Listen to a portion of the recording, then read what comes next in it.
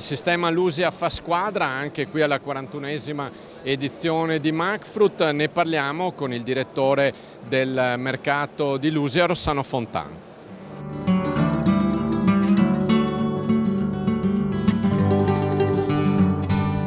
Rossano Fontan, direttore del mercato di Lusia, qui all'edizione numero 41 di MacFruit. Lusia espone, insomma una bella squadra.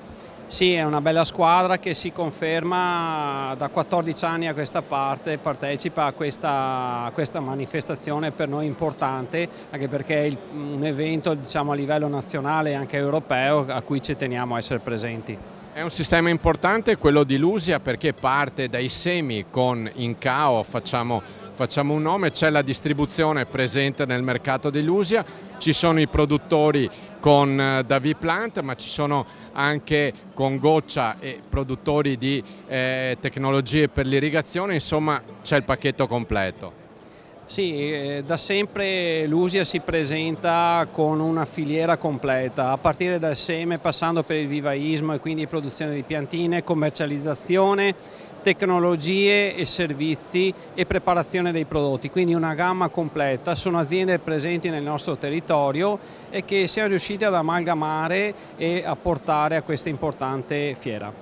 Come sta andando la stagione? Adesso insomma si apre finalmente con il meteo clemente. Lusia è una delle eccellenze per quanto riguarda i radicchi e non solo.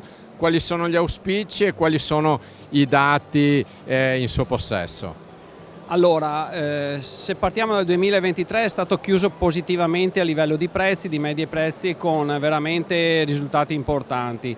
Il 2024 si è aperto con delle difficoltà sia dal punto di vista commerciale, ma abbiamo avuto anche difficoltà dal punto di vista meteo, con ritardi nelle semine, nei trapianti in pieno campo, perché avevamo avuto giornate di pioggia intensa, non danni da grandine, però anche la pioggia ha rallentato queste operazioni.